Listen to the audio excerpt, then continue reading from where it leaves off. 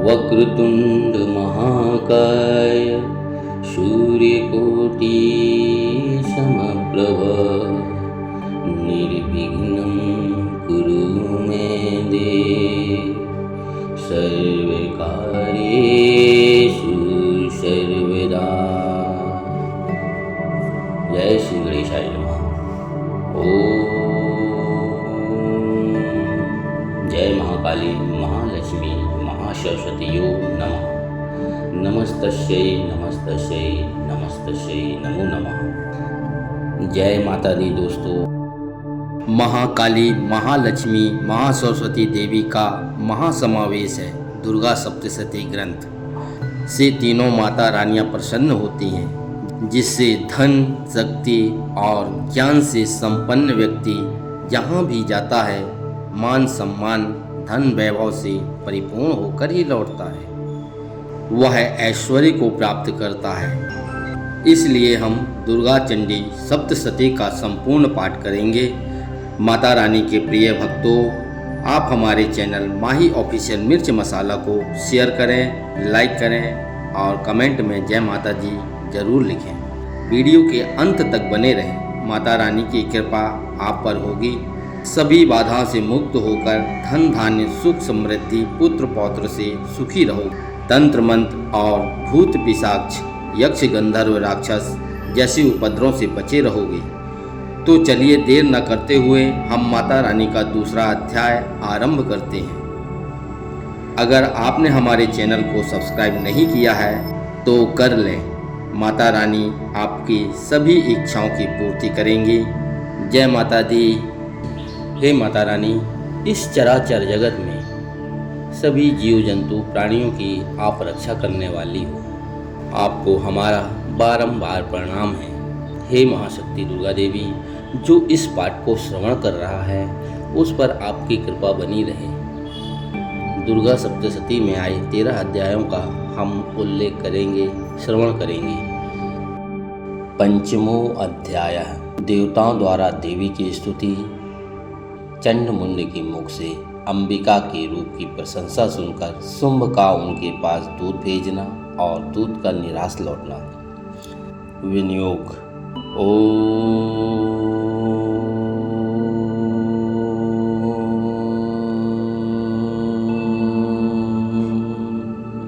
इस उत्तर चरित्र के रुद्र ऋषि हैं, महासरस्वती देवता हैं, अनुष्टुप छंद हैं, भीम शक्ति है, भ्रामरी बीज है, सूर्य तत्व है और सामवेद स्वरूप महासरस्वती को प्रसन्न करने के लिए उत्तम चरित्र के पाठ में इसका विनियोग किया जाता है।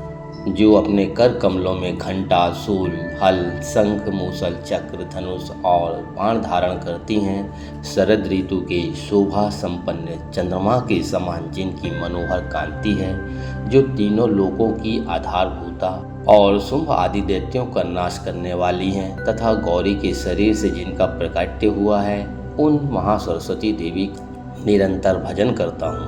ऋषि कहते हैं, पूर्व काल में शुंभ और निशुंभ नामक असुरों ने बल के घमंड में आकर सचीपति इंद्र के हाथों से तीनों लोकों का राज्य और यज्ञ भाग छीन लिए। वे ही दोनों सूर्य, चंद्रमा, कुबेर, यम और वरुण के अधिकार का भी उपयोग करने लगे। वायु और अग्नि का कार्य भी वे ही करने लगे।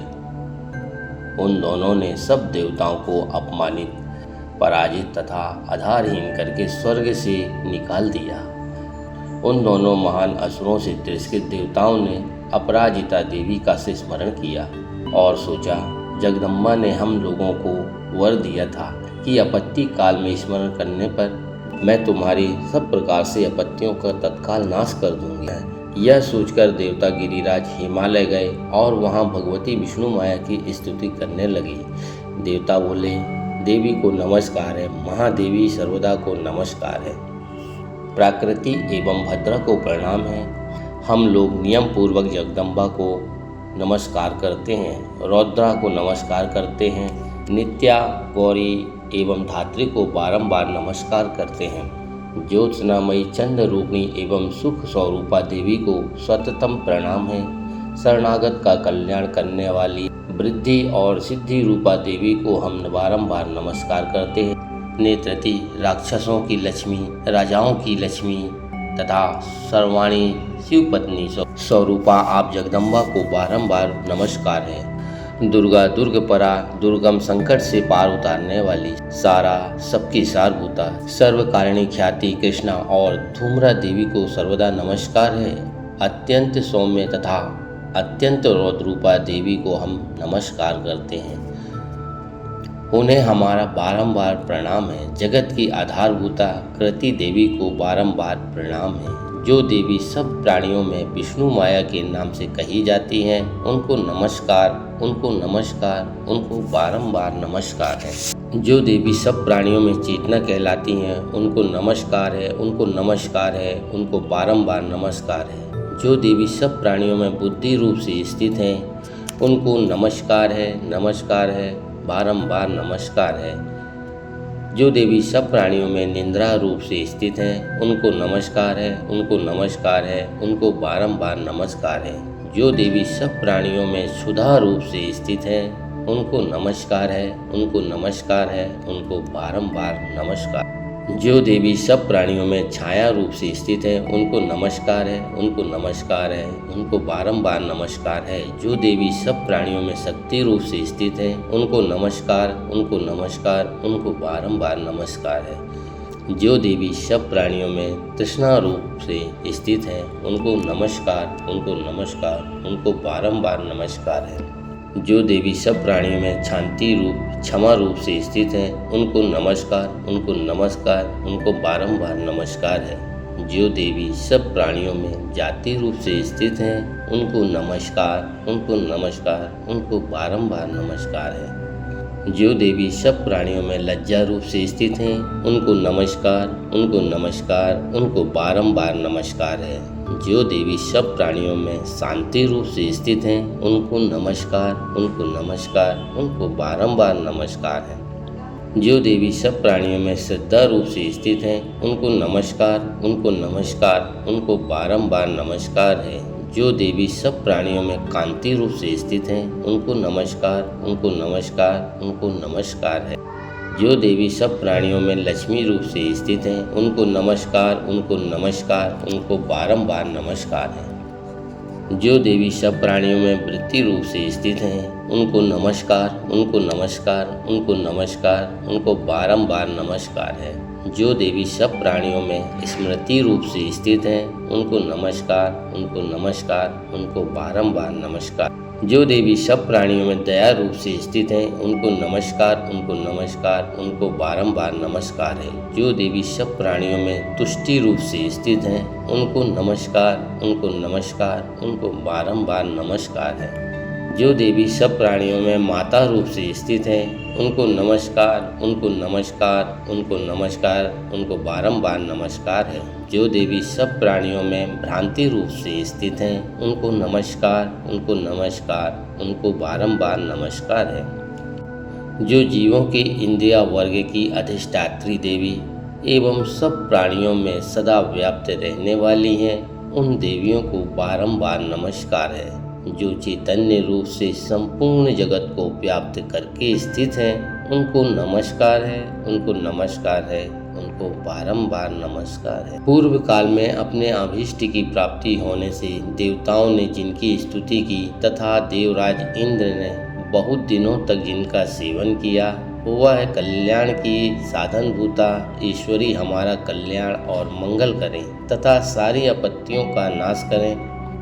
उद्दंड दैत्य से सताए हुए हम सभी देवता जिन परमेश्वरी को इस समय नमस्कार करते हैं तथा जो भक्ति से विनम्र पुरुषों द्वारा स्मरण किए जाने पर तत्काल ही संपूर्ण विपत्तियों का नाश कर देती हैं, वे जगदम्बा हमारा संकट दूर करें। ऋषि कहते हैं, राजन, इस प्रकार जब देवता स्तुति कर रहे थे, उस समय पार्वती गंगा जी के जल में स्नान करके वहाँ से वापस आई थी। उन सुंदर भावों वाली भगवती ने देवताओं से पूछा, आप लोग यहाँ किसकी स्तुति करते हैं? तब उन्हीं के शरीर कोश से प्रकट हुई शिवा देवी बोली, शुंभ दैत्यों से तिरस्कृत और युद्ध में निशुंभ से पराजित हो यहाँ एकत्रित हुए समस्त देवता यह मेरी ही स्तुति कर रहे हैं। पार्वती जी के शरीर को से अंबिका का प्रादुर्भाव हुआ, इसलिए वे समस्त लोकों में कौशिकी कही जाती हैं। कौशिकी के प्रकट होने के बाद देवी पार्वती का शरीर काले रंग का हो गया, अतः वे हिमालय पर रहने वाली कालिका देवी के नाम से विख्यात हुई। तदंतर शुंभ निशुंभ के भृत्य चंडमुंड वहां आए और उन्होंने परम मनोहर रूप धारण करने वाली अंबिका देवी को देखा। फिर वे उस शुंभ के पास जाकर बोले, महाराज, एक अत्यंत मनोहर स्त्री है जो अपनी दिव्य कांति से हिमालय को प्रकाशित कर रही, वैसा उत्तम रूप कहीं किसी ने भी नहीं देखा होगा। आज सुरेश्वर पता लगाइए वह देवी कौन है और उसे ले लीजिए। स्त्रियों में वह रत्न है, उसका प्रत्येक अंग बहुत ही सुंदर है तथा वह अपने श्री अंगों की प्रभा से संपूर्ण दिशाओं में प्रकाश फैला रही है। दैत्यराज, अभी वह हिमालय पर ही मौजूद, आप उसे देख सकते हैं। प्रभु, तीनों लोकों में मणि, हाथी और घोड़े आदि जितने भी रत्न हैं वे सब इस समय आपके घर में शोभा पाते हैं। हाथियों में रत्नभूत ऐरावत, यह परिजात का वृक्ष और उच्चेश्वर घोड़ा, यह सब आपने इंद्र से ले लिया है। हंसों से जुता हुआ यह विमान भी आपके आंगन में शोभा पाता है। यह रत्नभूत अद्भुत विमान जो पहले ब्रह्मा जी के पास था, अब आपके यहाँ लाया गया है। यह महापद नामक निधि आप कुबेर से छीन लाए हैं। समुद्र ने भी आपको किंजल किनी नाम की माला भेंट की है, जो केसरों से युक्त है और जिसके कमल कभी कुमलाते नहीं हैं। वरुण का छत्र भी आपके घर में शोभा पाता है तथा यह श्रेष्ठ रथ जो पहले प्रजापति के अधिकार में था, अब आपके पास मौजूद है। दैत्येश्वर की मृत्यु उत्क्रांतिदा नाम वाली शक्ति को भी आपने छीन ली है तथा वरुण का पास और समुद्र में होने वाले सब प्रकार के रत्न आपके भाई निशुंभ के अधिकार में हैं। अग्नि ने भी स्वतः युद्ध किए हुए 2 वस्त्र आपकी सेवा में अर्पित किए हैं। दैत्यराज, इस प्रकार सभी रत्न आपने एकत्रित कर लिए हैं। फिर जो यह स्त्रियों में रत्न स्वरूप कल्याणमयी देवी है, इसे आप क्यों नहीं अपनाते, अपने अधिकार में लेते? ऋषि कहते हैं, चंडमुंड का यह वचन सुन शुंभ ने महादैत्य सुग्रीव को दूत बनाकर देवी के पास भेजा और कहा, तुम मेरी आज्ञा से उनके सामने ये बात कहना और ऐसा उपाय करना जिससे प्रसन्न होकर वह शीघ्र ही यहाँ आ जाए। वह दूत पर्वत के अत्यंत रमणीय प्रदेश में जहाँ देवी मौजूद थी गया और मधुर वाणी में कोमल वचन में बोला। दूत बोला, देवी दैत्यराज शुंभ इस समय तीनों लोकों के परमेश्वर हैं। मैं उन्हीं का भेजा हुआ दूत हूँ और यहाँ तुम्हारे ही पास आया हूँ। उनकी आज्ञा सदा देवता एक स्वर में मानते हैं, कोई उसका उल्लंघन नहीं करता। वे संपूर्ण देवताओं को परास्त कर चुके हैं। उन्होंने तुम्हारे लिए जो संदेश दिया है उसे सुनो। संपूर्ण त्रिलोकी मेरे अधिकार में है, देवता भी मेरी आज्ञा के अधीन चलते हैं। संपूर्ण यज्ञों के भागों को मैं ही पृथक पृथक भोगता हूँ। तीनों लोकों में जितने श्रेष्ठ रत्न हैं वे सब मेरे अधिकार में हैं। देवराज इंद्र का वाहन जो हाथी में रत्न के समान है मैंने छीन लिया है। क्षीर सागर का मंथन करने से जो अश्व उच्चैश्वर प्रकट हुआ था उसे देवताओं ने मेरे पैरों पर पढ़कर समर्पित कर दिया है। सुंदरी, उनके सिवा और भी जितने रत्नभूत पदार्थ देवताओं और गंधर्वों और नागों के पास थे वे सब मेरे ही पास आ गए हैं। देवी, हम लोग तुम्हें संसार की स्त्रियों में रत्न मानते हैं, अतः तुम हमारे पास आ जाओ, क्योंकि रत्नों का उपभोग करने वाले हम ही हैं। चंचल कटाक्षों वाली सुंदरी, तुम मेरी या मेरे भाई महापराक्रमी निशुंभ की सेवा में आ जाओ, क्योंकि तुम रत्न स्वरूपा हो। मेरा वर्णन करने से तुम्हें तुलना रहित महान ऐश्वर्य की प्राप्ति होगी। अपनी बुद्धि से यह विचार कर तुम मेरी पत्नी बन जाओ। ऋषि कहते हैं, दूत के यूँ कहने पर कल्याणमयी भगवती दुर्गा देवी जो इस जगत को धारण करती हैं, मन ही मन गंभीर भाव से मुस्कुराईं और इस प्रकार बोली। देवी ने कहा, दूत, तुमने सत्य कहा है, इसमें तनिक भी मिथ्या नहीं है। तुम तीनों लोगों का स्वामी है और निशुम्भ भी उसी के समान पराक्रमी है। किंतु इस विषय में मैंने जो प्रतिज्ञा कर ली है उसे मिथ्या कैसे करूं? मैंने अपनी अल्प बुद्धि के कारण पहले से जो प्रतिज्ञा कर रखी है उसे सुनो। जो मुझे संग्राम में जीत लेगा, जो मेरे अभिमान को चूर कर देगा तथा संसार में जो मेरे समान बलवान होगा वही मेरा स्वामी होगा। इसलिए तुम अथवा महादैत्य निशुम्भ स्वयं ही यहाँ पधारें और मुझे जीत कर शीघ्र ही मेरा पाणी ग्रहण करें। इसमें विलंब की क्या आवश्यकता है? दूत बोला, देवी तुम घमंड में भरी हो, मेरे सामने ऐसी बात ना करो।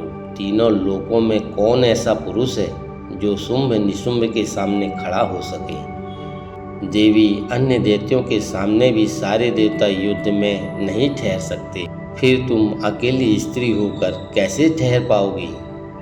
जिन शुंभ आदि दैत्यों के सामने इंद्र आदि सभी देवता भी युद्ध में खड़े नहीं हुए, उनके सामने तुम स्त्री होकर कैसे जाओगी? इसलिए तुम मेरे ही कहने से शुंभ और निशुंभ के पास चली चलो।